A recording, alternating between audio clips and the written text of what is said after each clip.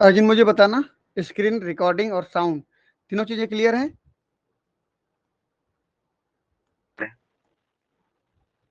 ठीक है ना? Yes sir. चलिए, अब हम बात कर रहे हैं, फेसियोला का टॉपिक चल रहा है।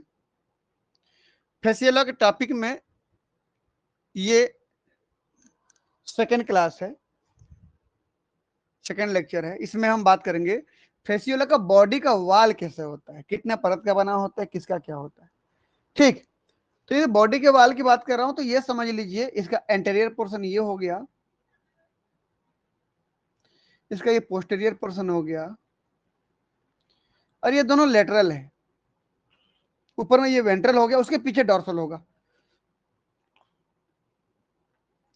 चलिए,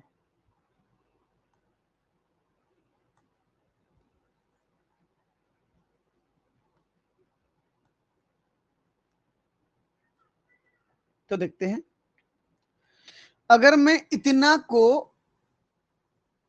एलएस सेक्शन देखना चाहूं, वीएस बोलो या एलएस बोलो, इतना को देख रहा हूं मैं, इसका वीएस वर्टिकल सेक्शन या एलएस लॉन्गिट्यूडनल सेक्शन, जो बोलो, इतना को देखना चाहूं मैं, तो मुझे डायग्राम कैसे दिखाई देगा?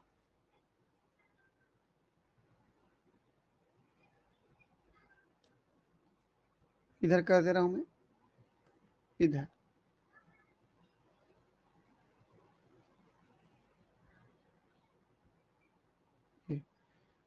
इसका एलएस लॉन्गिट्यूडनल सेक्शन बोलो या वीएस वर्टिकल सेक्शन, जो बोलो आप। ये आगे डायग्राम इधर दिखेगा आपको। तो जब इसके मैं सेक्शन देखता हूं तो मुझे इसमें लगभग 4 लेयर दिखाई देते हैं। सबसे बाहर वाले जो लेयर है उसको क्या बोलते हैं, पहले उसको क्यूटिकल के नाम से जानते थे, पहले जब ज्यादा स्टडी नहीं हुआ था, तो पहले किस नाम से जानते थे उसको, हम क्यूटिकल के नाम से जानते थे। लेकिन अब किस नाम से जानते हैं उसको, टेगुमेंट के नाम से जानते हैं। ये सबसे बाहरी लेयर ये होता है। उसके बाद बहुत पतला सा लेयर मिलता है, ये थोड़ा मोटा होता है, जो क्यूटिकल या टेगुमेंट होते हैं वो। उसके नीचे जो लेयर मिलता है उसको बोलते हैं बेसमेंट मेम्ब्रेन, बहुत पतला सा लेयर है।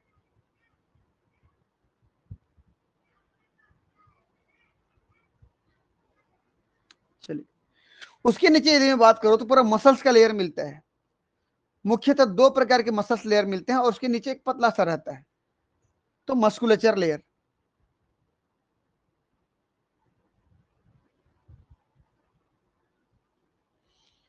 और चौथा और सबसे नीचे जो दिखेगा आपको, लूज कनेक्टिव टिश्यू का बना हुआ मिजेनकाइम मिलता है।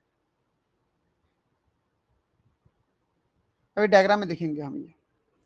चलिए, तो मैं इन सभी को डायग्राम में एक स्टेप बाय स्टेप दिखाने का प्रयास करता हूं। देखते हैं, जो स्टडी किया गया था डायग्राम वो ये था। तो सबसे पहले जो स्टडी किया गया था वो सिंपल जो लाइट माइक्रोस्कोप जो अपने कॉलेज में आप देखते हो, उस लाइट माइक्रोस्कोप में स्टडी किया गया था, जिसको ऑर्डिनरी लाइट माइक्रोस्कोप के नाम से जानते हो। तो सबसे पहला स्टडी किसके द्वारा हुआ था, अर्लियर स्टडी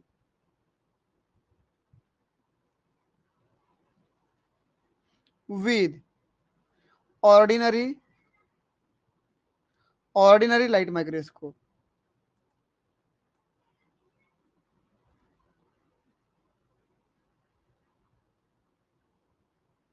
लाइट माइक्रोस्कोप।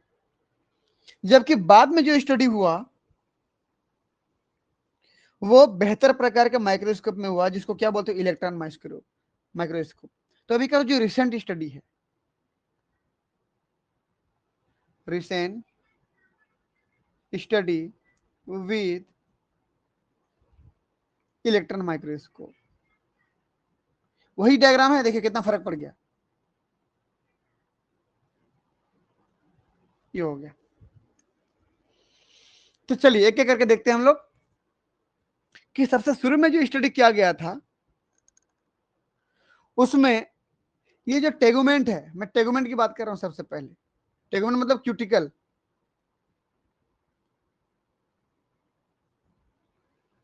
पहला क्यूटिकल बोलो या उसी को क्या बोलते हो, टेगुमेंट।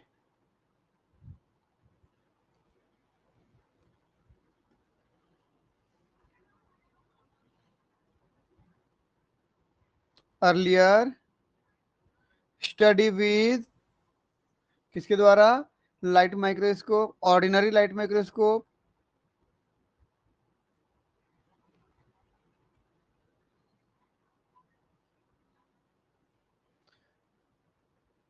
इसमें यदि मैं बात करूं टेगुमेंट कैसे दिखता है बोलने पर आप डायग्राम में देख सकते हैं। ये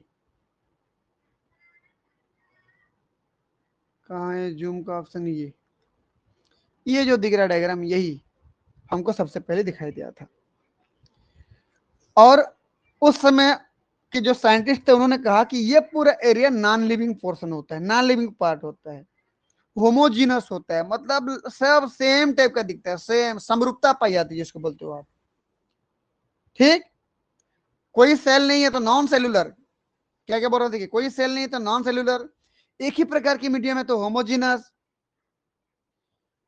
और क्योंकि कोई सेल नहीं है तो नॉन लिविंग पोर्शन हो गया ये, और उसको नाम दिया गया क्यूटिकल। चलिए, तो इस स्टडी में क्या क्या क्या कहा गया कि यहां पर जो स्ट्रक्चर है वहां पर किसी प्रकार की सेलुलर सेल नहीं है तो नॉन सेलुलर पोर्शन हो गया। ठीक, कैसा होता है वो? होमोजीनस,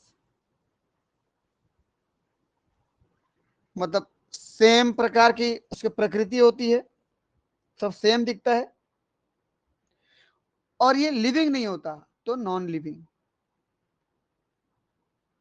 तो इसको बोला गया क्या? क्यूटिकल।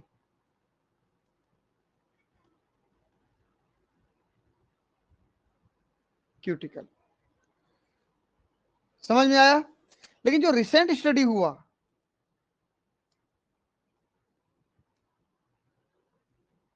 बट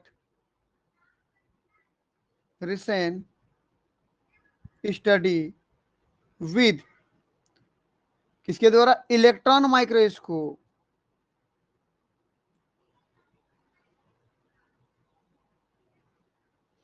जो रिसेंट स्टडी हुआ किसके द्वारा हुआ? इलेक्ट्रॉन माइक्रोस्कोप के द्वारा हुआ, और उसमें बहुत सारी चीजें बताया गया।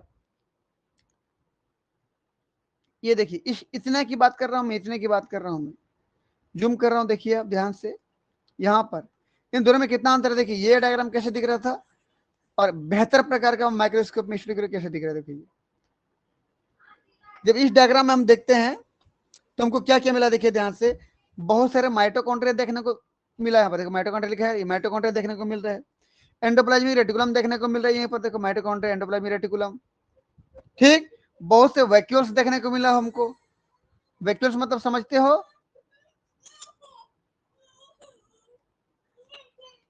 वैक्यूल्स मतलब समझते हो? छोटी छोटी कैविटीज यहाँ पर देखने को मिला। कुछ पिनोस्टैटिक वेसाइकल देखने को मिला, ये छोटी छोटी ऐसी वेसाइकल जिसके अंदर बहुत ही माइन्यूर मॉलिक्यूल फील्ड रहते हैं, भरे रहते हैं, ये देखने को मिला।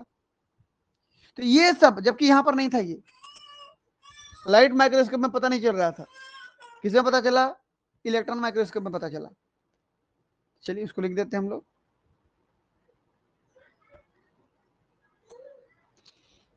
क्या क्या मिला? माइटोकॉन्ड्रिया,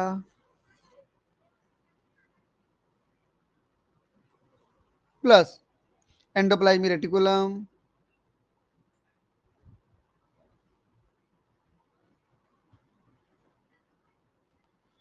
प्लस क्या मिला था? कुछ वैक्यूल्स मिले थे। क्या मिला था? पिनोसाइटिक वेसाइकल मिले थे।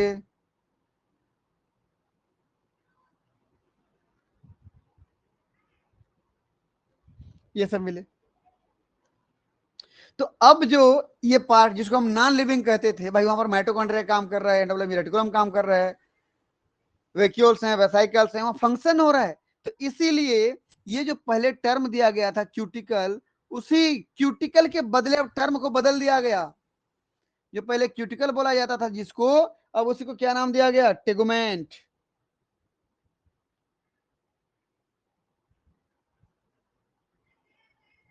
टेगुमेंट, या उसी को दूसरा नाम भी दिया गया, एपिडर्मिस। ये हो गया, समझ में आया? Yes sir. चलिए, यहां पर जब और अच्छे से स्टडी करने पर जो हमको पता चला वो क्या था, ध्यान से देखिए। कुछ सेल्स मिलती हैं, स्पेशल प्रकार की सेल्स। मैं उसको अभी कलर कर दे रहा हूं, येलो कलर, ये देखिए।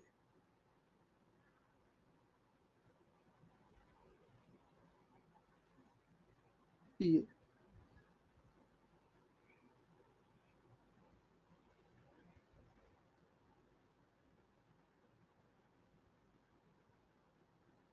बस थोड़ा सा टाइम लगेगा, बस कुछ सेकेंड।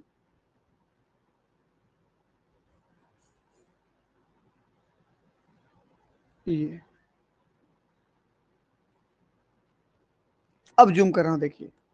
ये कुछ स्पेशल प्रकार की सेल्स, उसको बोलते हैं टेगुमेंट सिक्रेटिंग सेल्स। ये पहले भी दिखे थे हमको, लेकिन वहां पर क्यूटिकल सिक्रेटिंग सेल के नाम से जानते थे, और उतना जानकारी नहीं मिल पाया था जब शुरू में स्टडी किया गया। ये सेल दिख रहा है, देखो तो ये वही सेल है, ये वही सेल है जो वहां पर दिख रहा है, लेकिन उतनी जानकारी पता नहीं कर पाए थे इसमें, क्योंकि ज्यादा कुछ दिख नहीं रहा था, और नहीं दिखेगा तो आप उसको एक्सप्लेन कैसे कर पाओगे अच्छे से। ठीक, चलिए, ये वही सेल था। हाँ, अब मैं आता हूं फिर वापस रिसेंट स्टडी में। यहां पर देखिए, ये जो सेल दिख रहा है, इसका जो साइटोप्लाज्म है, साइटोप्लाज्म से कुछ प्रोसेस निकले होते हैं। प्रोसेस मतलब कुछ प्रवर्ध, मतलब कुछ ट्यूब जैसी स्ट्रक्चर निकला हुआ है, और यही जाके टेगुमेंट से मिल गया है। ये टेगुमेंट है, देखो ये टेगुमेंट है, टेगुमेंट से मिल गया है। इसका मतलब इसके अंदर का साइटोप्लाज्मिक जितना भी पार्ट था, नाम क्या है, tegument secreting sales, mesenchyme sales. ये सेल से जितना भी साइटोप्लाज्म है, ये सब सीक्रेट होते हैं कहां पे, देखो तो, यहां से जाते हैं ऐसे करके, सीक्रेट होते हैं कहां पे जाते हैं, टेगुमेंट में जाते हैं, और पूरा टेगुमेंट उसी का बना हुआ है, ये कहा गया। ठीक, तो बना लीजिए। ये देखिए, ये पूरा रिलीज हुआ, देखिए ये साइटोप्लाज्मिक कंटेंट।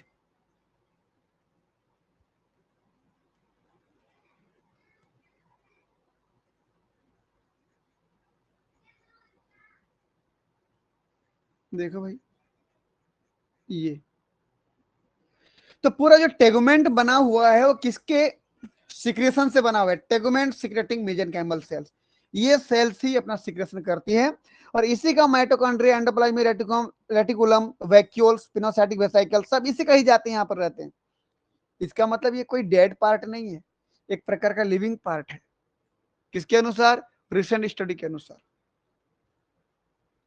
समझ में आया? Yes sir. ठीक, चलिए फिर आगे बात कर लेते हैं इसी को ही हम।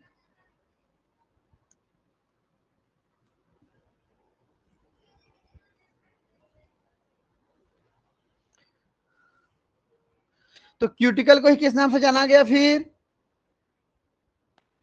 टेगुमेंट। टेगुमेंट या एपिडर्मिस। ठीक, yes.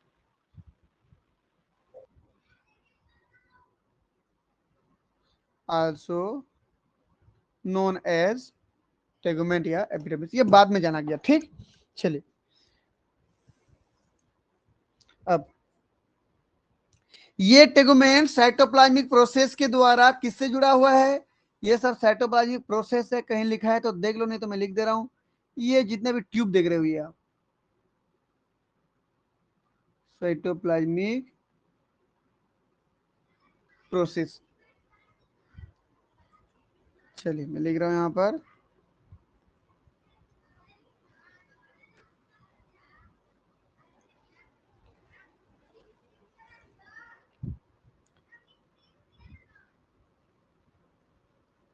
tegument is continuous with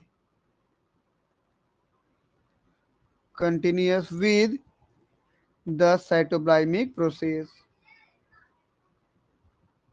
cytoplasmic process, processes कर देंगे, बहुत सारे हैं, ऑफ कौन से सेल का, टेगुमेंट सिक्रेटिंग सेल्स।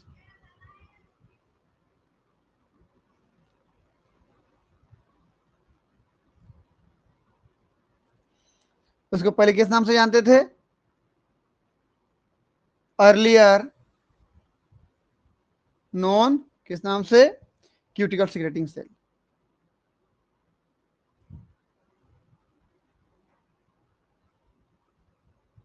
ये लाइंग इन मेसेनकाइम, किसमें पाया जाता है? ये मेसेनकाइम में पाया जाता है।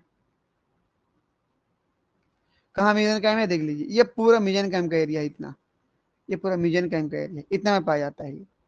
लेकिन ये एक ट्यूब ट्यूब के द्वारा, प्रोसेसेस के द्वारा ऊपर में टेगुमेंट से जुड़ा होता है। ये हो गया कहानी। अब मैं बात करूं तो टेगुमेंट क्या है, कैसा पार्ट है। अगर मैं अब डिफाइन करूं टेगुमेंट कैसा है, तो मैं यहां पर लिख दे रहा हूं,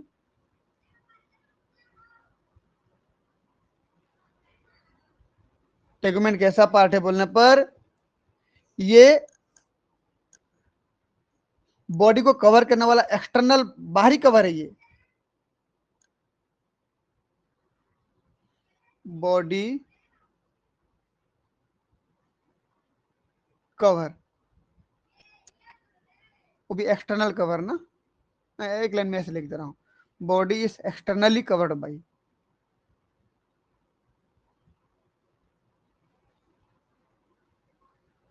कवर्ड बाई किसके द्वारा?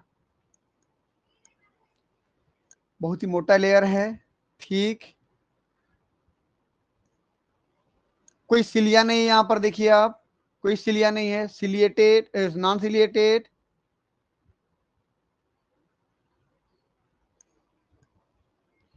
साइटोप्लाज्मिक सिंसाइसियम, साइटोप्लाज्मिक तो है, साइटोप्लाज्मिक सिंसाइसियम, सिंसाइसियम का कोई मतलब बता पाएंगे? सिंसाइसियम का मतलब ये होता है जहां पर साइटोप्लाज्म पूरा फैला हुआ है, वहां पर कोई स्पेशल एक एक सेल नहीं है, पूरा साइटोप्लाज्म फैला हुआ है, उसमें सभी सेल के माइटोकॉन्ड्रिया जा रहे हैं, सभी सेल के एंडोप्लाज्मिक रेटिकुलम जा रहे हैं। आप देख लो यहाँ पर, ये पूरा साइटोप्लाज्म इतना फैला हुआ है, इस सेल का माइटोकॉन्ड्रिया भी जा रहा है, साइटोप्लाज्म भी जा रहा है, एंडोप्लाज्मिक रेटिकुलम भी जा रहा है, इसका भी जा रहा है, इसका, सबका जा रहा है, मिक्स हो रहा है एक साथ, उसको बोलते हो सिंसाइसियम।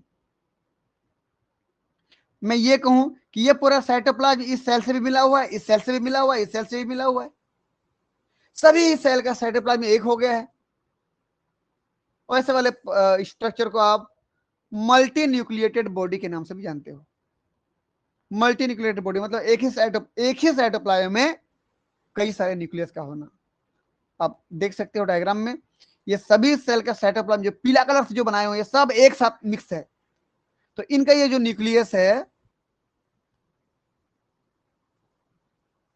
इनका जो ये न्यूक्लियस है, देखिए तो इसका न्यूक्लियस ये, इसका न्यूक्लियस ये, सबका न्यूक्लियस एक ही साइटोप्लाज्म में तो होता रहा है ना, इसलिए ये क्या कहलाएगा? सिंसाइसियम, मल्टी न्यूक्लिएटेड बॉडी। समझ में आया? उसी को बोलते हो टेगुमेंट। ये यही है टेगुमेंट का डेफिनेशन।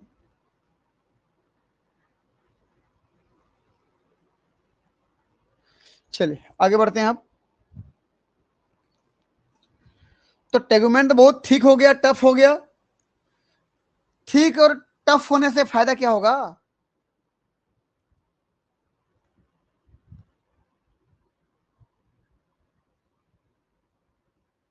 टेगुमेंट कैसा हो गया? बहुत मोटा हो गया, थिक, प्लस कैसे हो गया? टफ, बहुत ही हार्ड। ऐसा होने पर फायदा क्या होगा? आप खुद इमेजिन करें आप।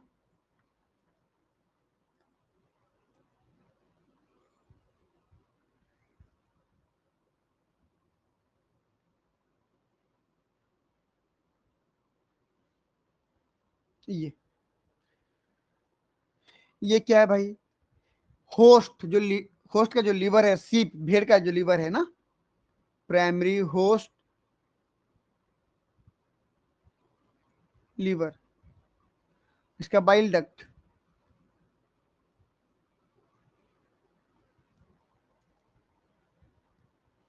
आप ये इमेजिन करेंगे यहां पर उसका ये एलिमेंट्री कैनाल,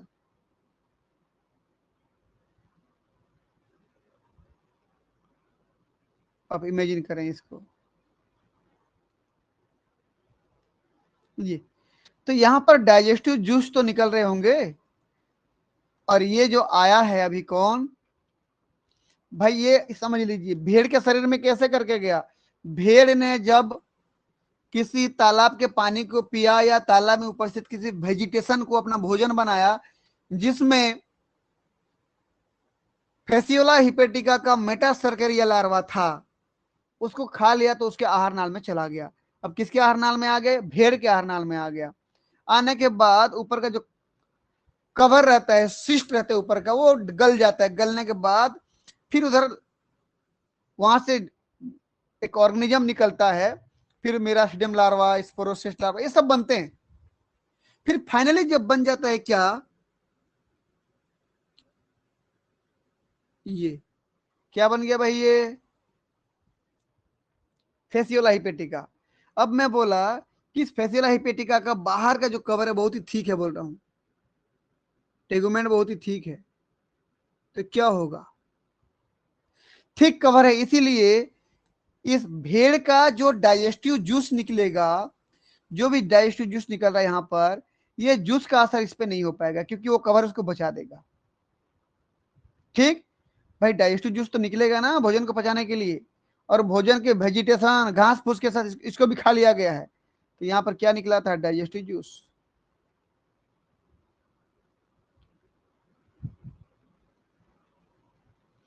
डाइजेस्टिव जूस का असर इसके ऊपर नहीं हो पाएगा, देखो ये नहीं हो पाया, नहीं हो पाया, नहीं हो पाया, तो ये बच गया। बच गया तो क्या होगा, फिर ये आएगा और लीवर के अंदर जाएगा, बाइल पिएगा, लीवर टिश्यू को खाएगा, समझ रहे हो ना, वहां पर बाइल जूस को भोजन के रूप में ऑब्जर्व करेगा, यहां पर आएगा, देखो कहीं भी जा सकता है ये।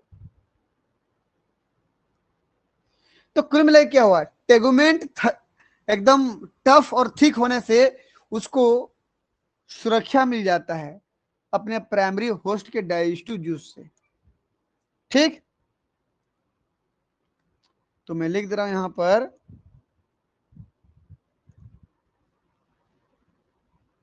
प्रोवाइड प्रोटेक्शन अगेंस्ट किससे, digestive juice of host, digestive juice of host.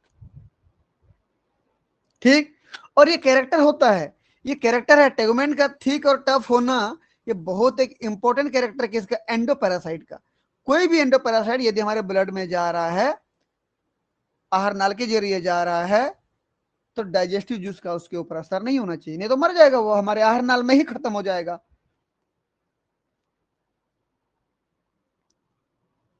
यहां लिख दूं मैं, कैरेक्टर ऑफ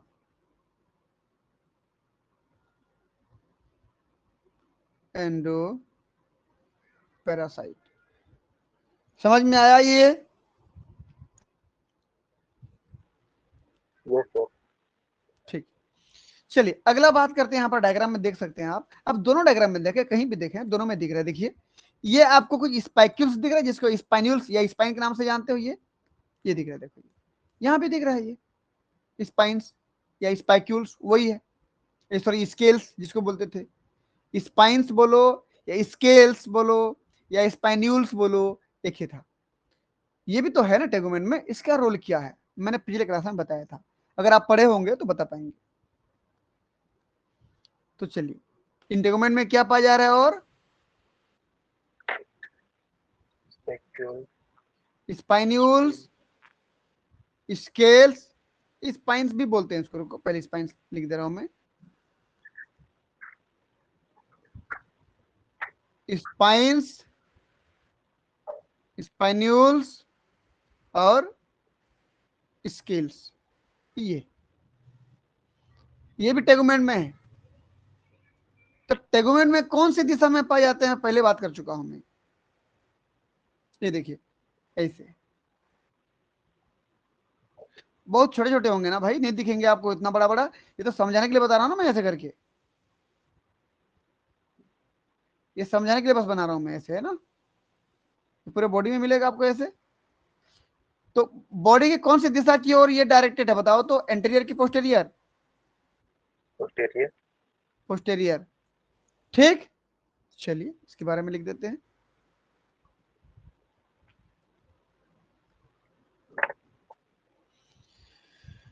ठीक, न्यूमेरस माइक्रोस्कोपिक, बहुत छोटे छोटे भाई, इतना बड़ा थोड़ी होगा। माइक्रोस्कोपिक थोड़ा चौड़े चौड़े वाले हैं, ब्रॉड, ब्रॉड दिख रहा है, चौड़ा दिख रहा है, देखो तो डायग्राम में देखो, ये दिख रहा है ना। Backwardly directed, backwardly directed spinules, spines या फिर scales present on tegument. Function क्या है, फंक्शन भी बता चुका हूं मैं।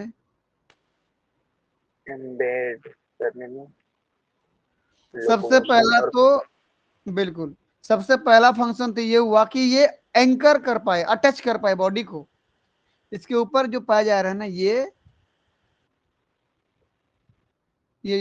दिख रहा है, ये बाइल जो डक्ट है, ब्लड कैपिलरीज हैं, बाइल डक्ट है, वहां पर जाके ये अटैच हो पाए। पीला वाला डायग्राम दिखा रहा हूं मैं, चलिए, कहीं ना कहीं तो बनाए थे हम लोग। ये देखिए, दिख रहा है ना, बाइल डक्ट में, ब्लड कैपिलरीज में क्या कर पाए, ये अटैच हो पाए। किसके बाइल डक्ट ब्लड कैपिलरीज में, होस्ट के में, है ना। चलिए, सबसे पहला फंक्शन क्या हो गया, एंकर, मतलब चिपकना, anchor on bile passage, bile के रास्ते पर चिपक पाए। दूसरा फंक्शन क्या होगा भाई, प्रोटेक्शन,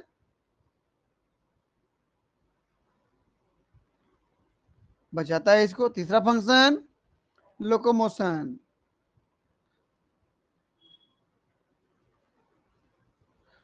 करने में, उसको आगे बढ़ने में, जब ये स्पाइन, ये स्पाइन्यूल्स छोटा बड़ा होता है तो उसको आगे बढ़ने में, मतलब ऊपर नीचे होता है तो इसको आगे बढ़ने में मदद मिलता है, तैरने में मदद मिलता है, समझ लीजिए।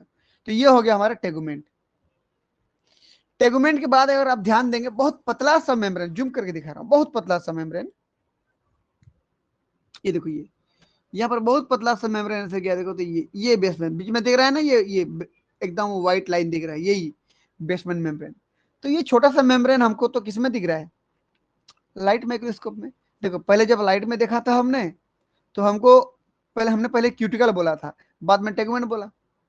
अब बेसमेंट मेम्ब्रेन हमको पहले ऐसे दिखता था, बहुत क्लियर नहीं था, लेकिन जब इलेक्ट्रॉन माइक्रोस्कोप में देखा तो ये देखिए, बेसमेंट मेम्ब्रेन कैसे दिखा हमको, टेगुमेंट तरफ पूरा क्लियर दिख रहा है मेम्ब्रेन, लेकिन अंदर तरफ, नीचे तरफ देखिए, नीचे तरफ अगर ध्यान देंगे तो मेम्ब्रेन नहीं है, बल्कि वो ये टेगुमेंट सिक्रेटिंग सेल के साथ जो प्रोसेस बना, प्रोसेस से क्या हो गया, जुड़ गया पूरा, ये अलग से मेम्ब्रेन नहीं दिख रहा है, ये सीधा जुड़ा हुआ है किसके साथ, ये जो मिजेनकाइम वाले पार्ट पर जो टेगुमेंट सिक्रेटिंग सेल है, उसका जो साइटोप्लाज्मिक प्रोसेस है उसके साथ जुड़ गया है।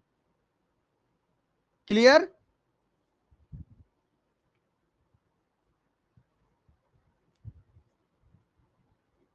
तो चलिए दूसरा नंबर पे आता हूं मैं अब।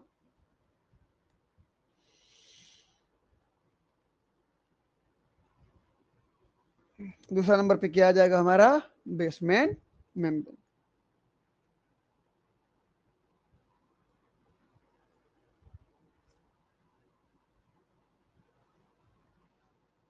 बेसमेंट मेम्ब्रेन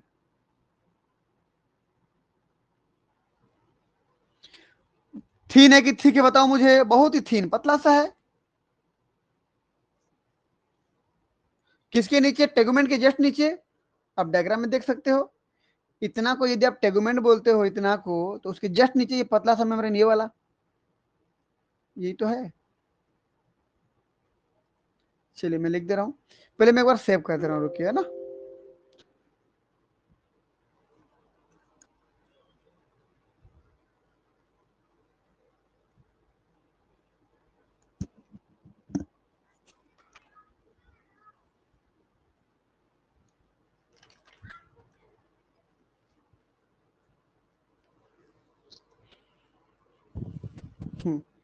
देखिए इतना टेगुमेंट है, जस्ट उसके नीचे ये वाला मेम्ब्रेन, ये पतला सा मेम्ब्रेन, यही है क्या, बेसमेंट मेम्ब्रेन।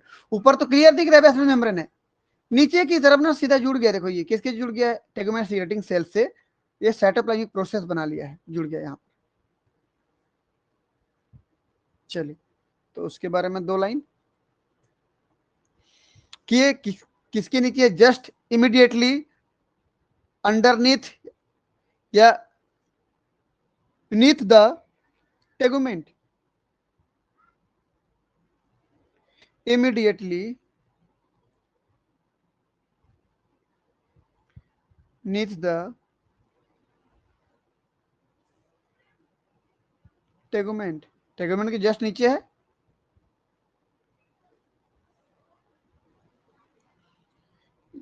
ये इलेक्ट्रॉन माइक्रोस्कोप में, सॉरी लाइट माइक्रोस्कोप में जब हम देखे थे तब इनको पहली बार डिफाइन किया गया था और बोला गया कि ये एसिडोफिलिक बेसमेंट मेम्ब्रेन है। एसिडोफिलिक मतलब होता है जब एसिड में आप स्टेन करते हो ना, एसिड नेचर के डाई में स्टेन में, तो ये स्टेन हो जाता है, ठीक। तो अकॉर्डिंग टू लाइट माइक्रोस्कोप जब उसमें स्टडी किया गया था तो पता चला क्या है, ये एसिडोफिलिक बेसमेंट मेम्ब्रेन है। किसमें स्टडी किया गया था, अकॉर्डिंग टू सबसे पहले ना लाइट माइक्रोस्कोप सबसे पहले किया गया था स्टडी इसमें। चलिए तीसरे कैरेक्टर तरफ हम आगे बढ़े हैं। तो जब लाइट के बाद फिर क्या देखा हमने, देखो पहले तो ये स्टडी कर दिया इसमें लाइट में, उसके बाद जब हमने इलेक्ट्रॉन माइक्रोस्कोप में स्टडी किया तो पूरा चीजें पता चला कैसा कैसा है यहाँ पर, ठीक। चलिए अब जो लिखूंगा मैं इलेक्ट्रॉन माइक्रोस्कोप में स्टडी करने के बाद पता चला है।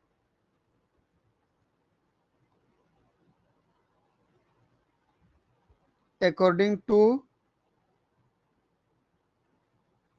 Electron microscope,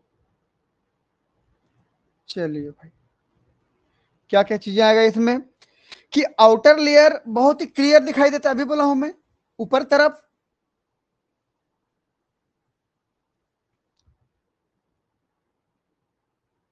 outer as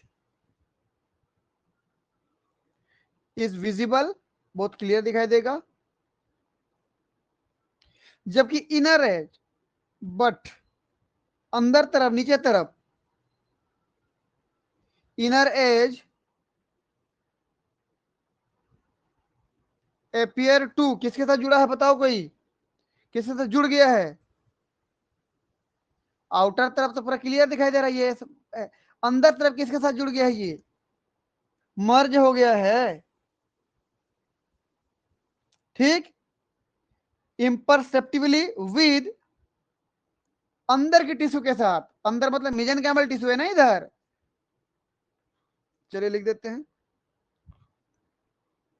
appear to merge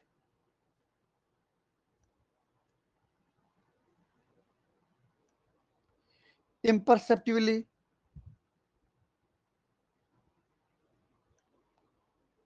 with underlying tissue,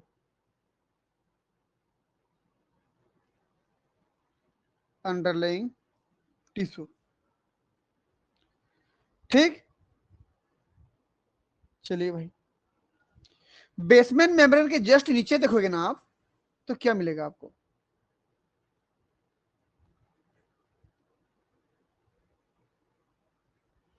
basement membrane के जस्ट नीचे देखने पर क्या मिलेगा, देखो ये बेसमेंट मेम्ब्रेन, उसके नीचे देखोगे ना ये जो लेयर दिख रहा है ना, ये यहां तक ये है मस्कुलर लेयर। चलिए मैं अलग कलर से कर दे रहा हूं, ध्यान से देखना आप लोग ना,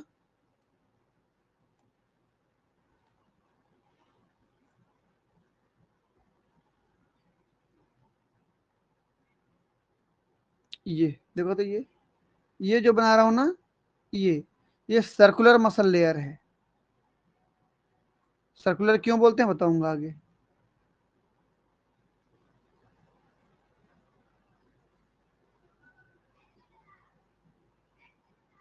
ये सर्कुलर मसल लेयर हो गया इतना,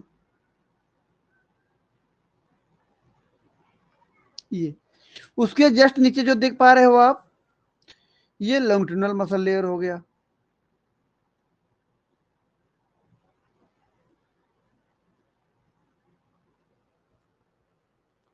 रुको मैं इसको अलग कलर से कर दे रहा हूँ भाई, यहाँ पर कलर क्या लगभग लगभग मैच मैच हो जा रहा है ना, इसको मैं रेड कलर से कर दे रहा हूँ।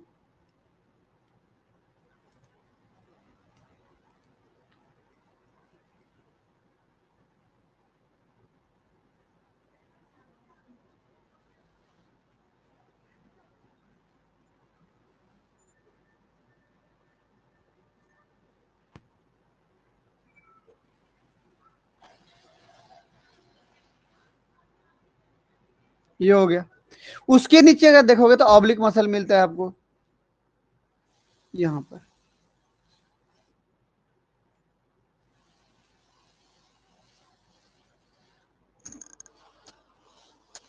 ठीक, ये हो गया। तो कुल मिला के कहने का मतलब एक लाइन में अगर ये बोलूं कि बेसमेंट मेम्ब्रेन के नीचे क्या है, तो मस्कुलर लेयर है। फिर मस्कुलर लेयर की अलग 3 लेयर है, ये मस्कुलर लेयर, ऊपर में टेगुमेंट, बेसमेंट मेम्ब्रेन, मस्कुलर लेयर, उसके बाद नीचे मेसेनकाइम है ये। ठीक है, समझ में आ रहा है कि नहीं? Yes sir. ठीक, चलिए देखते हैं।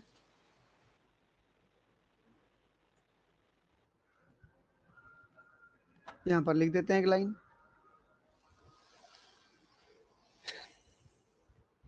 Inside the basement membrane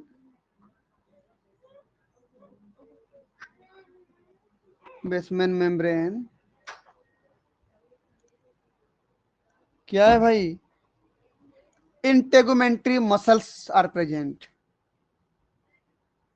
integumentary muscles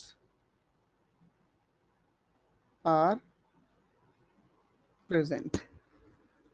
चलिए आगे बढ़ते हैं। अब अगला लेयर कौन सा आएगा, देखिए हमने 2 लेयर खत्म कर दिया, कंप्लीट कर दिया। क्या क्या,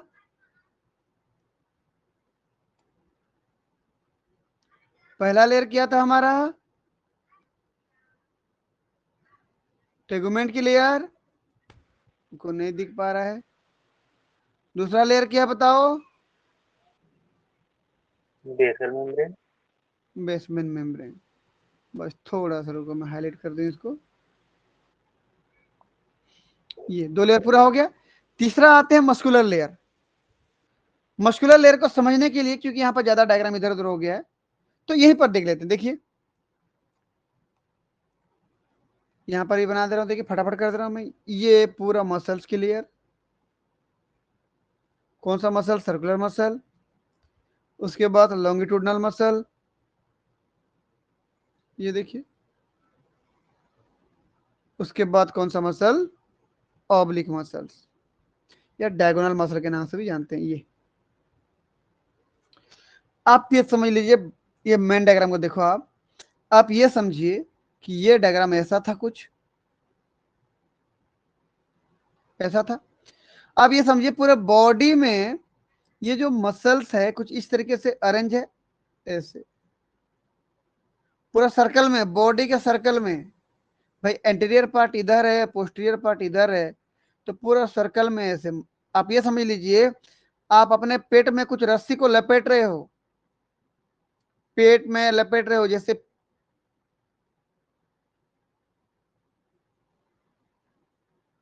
आप ये समझिए पूरा ऐसे लपेट, ये सर्कुलर मसल है। तो बाहर में पूरा सर्कल में ये लपेटा हुआ है, सर्कुलर मसल। उसके नीचे कुछ मसल्स जो है वो इस प्रकार से लॉन्गिट्यूडनल है, ऐसे ऐसे पूरी लंबाई में बॉडी में एंटीरियर टू पोस्टीरियर गए हैं, ऐसे ऐसे। तो ये कौन सा मसल हो जाएंगे, लॉन्गिट्यूडनल मसल्स। और उसके नीचे जो मसल्स हैं ये कुछ इस प्रकार से आड़े टेढ़े फॉर्म में ऐसे, ये ऑब्लिक मसल, ऑब्लिक बोलो या इसको क्या बोलते हो, डायगोनल मसल। तो सबसे बाहर में क्या है, सर्कुलर, सबसे बाहर में है सर्कुलर मसल, सर्कुलर, फिर लॉन्गिट्यूडनल, फिर ऑब्लिक मसल्स, या डायगोनल मसल बोलते हैं उसको। क्लियर, मैं लिख दे रहा हूं, चलिए।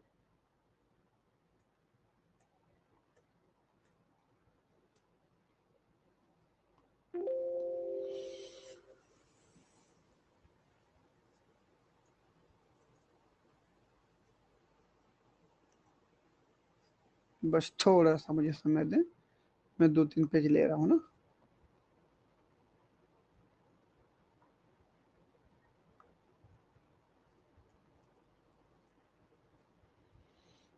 ठीक, तो तीसरा नंबर हो गया मस्कुलेचर लेयर।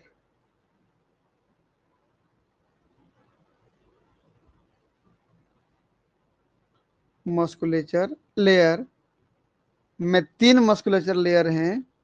सबसे बाहर में क्या है, नाम बोलते जाएंगे आप लोग। आउटर सबसे बाहर में है सर्कुलर लेयर,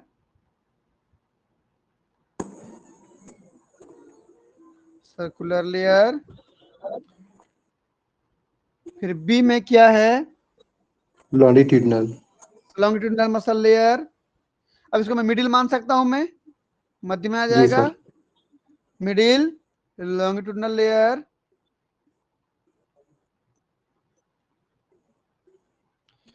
और सबसे नीचे में क्या है, इनर ऑब्लिक बोलेंगे, मसल लेयर। ऑब्लिक या डायगोनल बोला हूं मैं।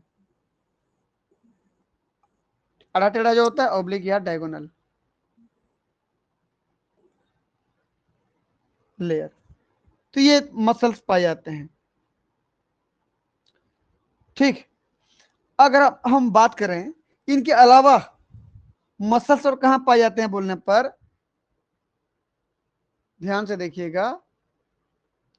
ये देखिए, आप कोई भी डायग्राम देख लो, ये सकर दिख रहा है, oral sucker, ventral sucker, anterior या पोस्टीरियर बोलो, या ओरल सकर और इसको एस्टाबुलम बोलो। मतलब एक ये, इस सकर में भी क्या पाया जाता है, मसल्स पाया जाता है। ठीक, और ये मसल्स के होने का जो तरीका है ये है कि ये इस प्रकार से मिलता है। ऐसे देखो, ये जो इस सकर को क्या करता है, कंट्रोल करता है, कॉन्ट्रैक्ट रिलैक्स कर सकता है। ठीक, रेडियल फाइबर बोलते हैं इसको हम। इनके अलावा और कहा मिलता है, ये तो बॉडी के लेयर में हो गया। अदर मसल्स प्रेजेंट इन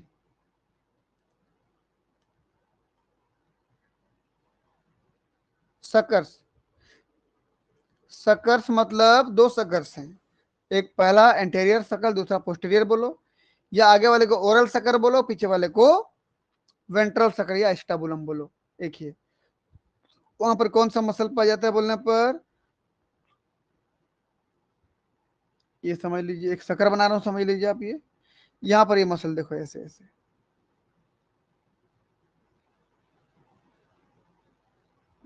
ये तो इस मसल्स फाइबर को रेडियल मसल्स फाइबर के नाम से जानते हैं।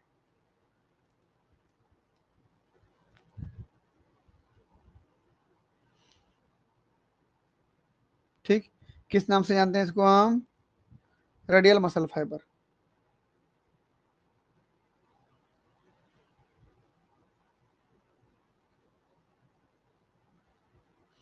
ये सब है, ये सब जो दिख रहा है। ठीक, और सभी के सभी मसल जो भी हैं सब स्मूथ मसल्स होते हैं। कैसे होते हैं स्मूथ मसल, मसल 2 प्रकार की होती हैं। एक होता है स्ट्रिएटेड मसल, दूसरा होता है स्मूथ मसल्स। स्ट्रिएटेड मतलब रेखित पेशियां जिसको बोलते हो, धारियां दिखाई देते हैं, एक्टिन मायोसिन की धारियां दिखाई देते हैं, वो रेखित मसल कहलाते हैं। ठीक, यहाँ पर ऑल मसल्स आर कैसे मसल्स हैं, स्मूथ मसल्स हैं। ये हो गया। चलिए भाई आगे बढ़ते हैं। अब आते हैं हम चौथे लेयर की तरफ, जिसको मिजेनकाइम के नाम से जानते हैं, या इसको हम पेरेनकाइमा के नाम से भी जानते हैं। किस नाम से जानते हैं, पेरेनकाइमा। हालांकि पेरेनकाइमा शब्द प्लांट में ज्यादा यूज होता है। ठीक,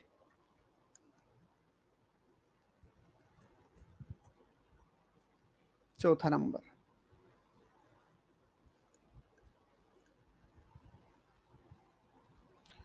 मेसेनकाइम या पैरेनकाइमा।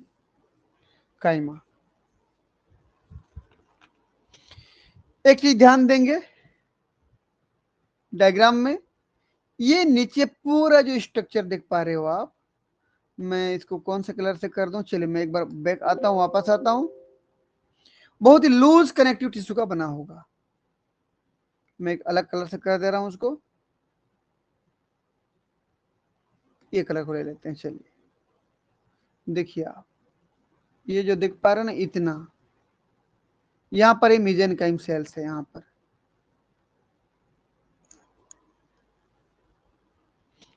और ये मेसोडर्म का बना होता है।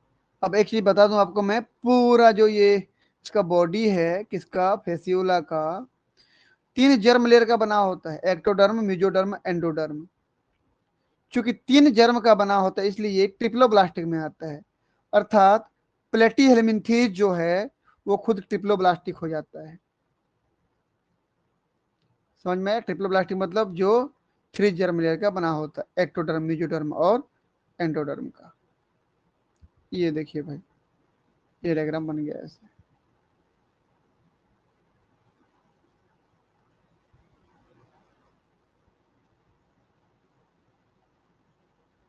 ये हो गया क्लियर।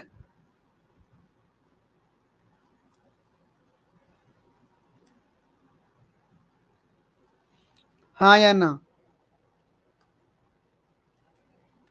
ये हमारा है मेसेनकाइम। और इस मेसेनकाइम में जो दिख रहा है ना, ये देखो मेसेनकाइम लिखा, देखो ये मेसेनकाइम में जो सेल है मेसेनकाइमल सेल है, जो कि इंटेगुमेंट के लिए यहाँ पर केमिकल वगैरह, साइटोप्लाज्म वगैरह सीक्रेट करता है। यहाँ पर जो मेसेनकाइम है, आप एक चीज ये समझ लें कि इस मेसेनकाइम में ट्रांसपोर्ट करने की सुविधा पाई जाती है। ट्रांसपोर्ट मतलब यदि कोई केमिकल यहाँ पर है तो ये केमिकल यहाँ से यहाँ तक ट्रांसपोर्ट होगा। आप एक चीज हमेशा ध्यान में रखें कि प्लेटिहेलमिन्थेस बोले तो फेसियोला हिपेटिका में कोई सर्कुलेटरी सिस्टम नहीं पाई जाती, इतना याद रखना। तो फिर सर्कुलेशन कैसे करके होगा, सर्कुलेशन कैसे होगा बोलने पर ये मेसेनकाइम के द्वारा ही डिफ्यूज होकर ट्रांसपोर्ट होगा। ठीक, चलिए मैं कमेंट लिख रहा हूं, मेसेनकाइम या पैरेनकाइमा मेसोडर्म से बना होता है, तो मैं लिख दूं मेसोडर्मल ओरिजिन, मेसोडर्मल ओरिजिन, पहला कमेंट हो गया। ये क्या करता है बोलने पर, बहुत सारे अंदर के मटेरियल को ट्रांसफर करता है, ट्रांसपोर्ट वेरियस पैकेजिंग मटेरियल या पैकिंग मटेरियल,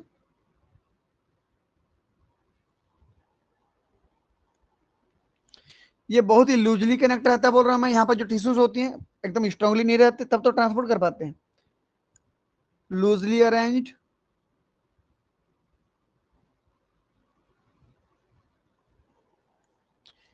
इरेगुलर होते हैं ये। इरेगुलर मतलब इनका कोई निश्चित एक सीक्वेंस नहीं होता कैसे अरेंज होंगे, कैसे भी अरेंज होते हैं ये। यहाँ पर जो सेल पाई जाती है, या तो उसमें एक न्यूक्लियस होगा या तो 2 न्यूक्लियस होगा, यूनिन्यूक्लियर भी हो सकते हैं, बाइन्यूक्लियर भी हो सकते हैं। कहने का मतलब ये हुआ, यहाँ पर जो भी सेल है मैं एक बना दे रहा हूँ। चलिए यहाँ पर एक सेल बना दिया, ये 1 न्यूक्लियस वाला भी है, और दूसरा सेल बना दिया, चलिए ये 2 न्यूक्लियस वाला भी है। ऐसे मिलते हैं यहाँ पर, ये देखो, ये समझ रहे हो ना, ये हो गया।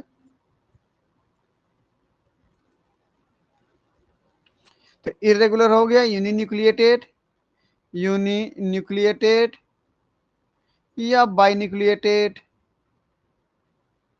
सेल्स होती हैं। ठीक, इनमें 2 सेल के बीच में जो इंटरसेलुलर स्पेस होता है ना, बहुत ज्यादा होता है। देखो मैं डायग्राम में दिखा रहा हूं आपको, देखिए ये देखो, तो 2 सेल के बीच में स्पेस बहुत ज्यादा दिख रहा है, तब तो लूजली अटैच हुआ ना, लूजली कनेक्टेड हुआ। देखो ये, अब देखो 2 सेल के बीच में कितना गैप दिख रहा है ना, ये गैप दिख रहा है। तो इंटरसेलुलर स्पेस जो होता है ना, वो बहुत बड़ा गैप होता है, और वो गैप खाली नहीं रहता बल्कि वहां पर फ्लूइड भरा रहता है, तब तो भोजन को ट्रांसपोर्ट कर पाएगा।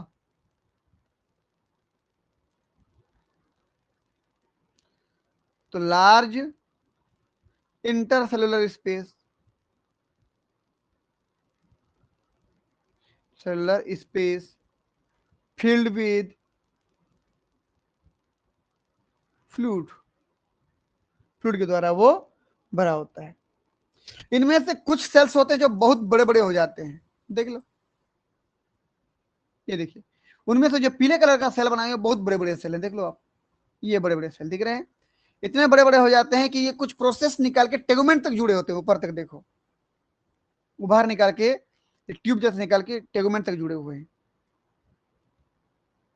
उसको क्या बोलते हो? टेगुमेंट सिक्रेटिंग सेल। पहले किस नाम से जानते थे? क्यूटिकल सिक्रेटिंग सेल के नाम से जानते थे। मिजेनकाइम का सेल है, याद रखना इसको।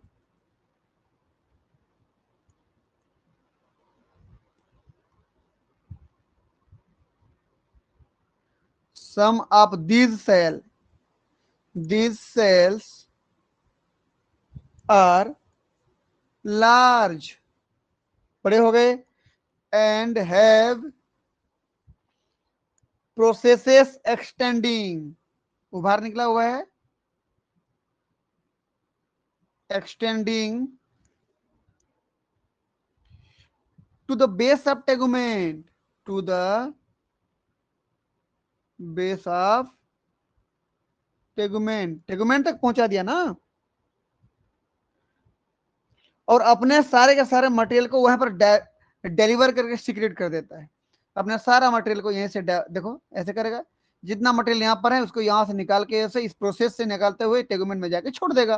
तभी तो mitochondria, endoplasm reticulum, fluid field, pinacocytes, pinocytes और वेसाइकल, वैक्यूल, ये सब पहुंचते ना ऊपर तक।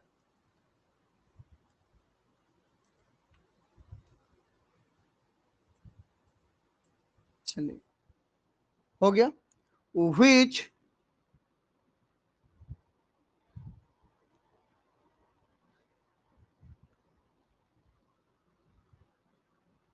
delivered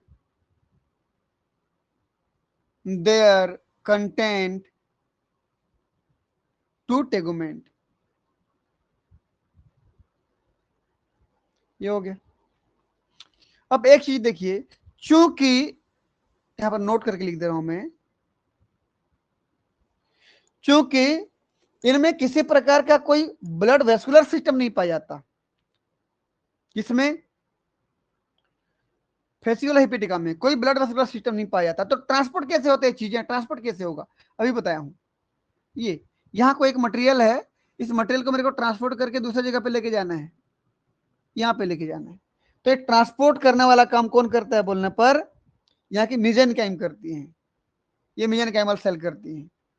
समझ में आया ना? चलिए मैं लिख दूं यहाँ पर, because blood vascular system, blood vascular system absent in, किसमें? प्लेटिहेलमिन्थेस,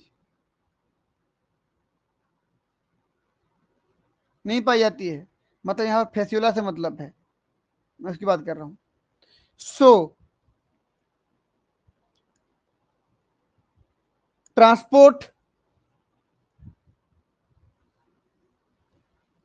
ट्रांसपोर्ट इज कंडक्टेड बाई, किसके द्वारा होता है?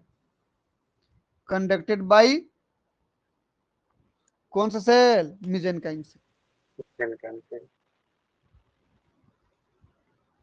मिजेनकाइम सेल्स। समझ में आया?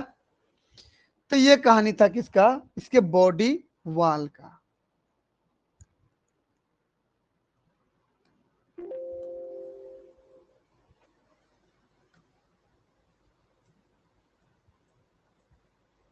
चलिए, मैं जब इतना बना ही दिया हूं तो इसको भी थोड़ा बना देता हूं मैं, तो क्लियर हो जाएगा। ये देखो यहां पर, ये किसमें देखने पर ऐसे दिखा मुझे? ये लाइट माइक्रोस्कोप में, सिंपल वाला माइक्रोस्कोप है, जब इसको मैं इलेक्ट्रॉन माइक्रोस्कोप में देखूंगा तो बगल वाला डायग्राम दिखेगा आपको। ये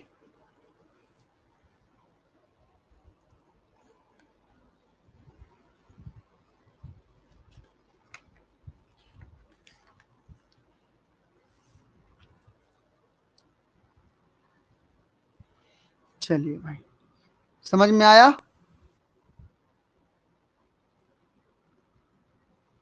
यस सर। ठीक, तो हम कहानी को आज यहाँ पर रोकते हैं क्योंकि हमारा ये एक टॉपिक खत्म हुआ। हम नेक्स्ट टॉपिक में इसका सिस्टम पढ़ेंगे कि digestive system, respiratory system, excretory system, ये अलग अलग सिस्टम पढ़ेंगे। ठीक,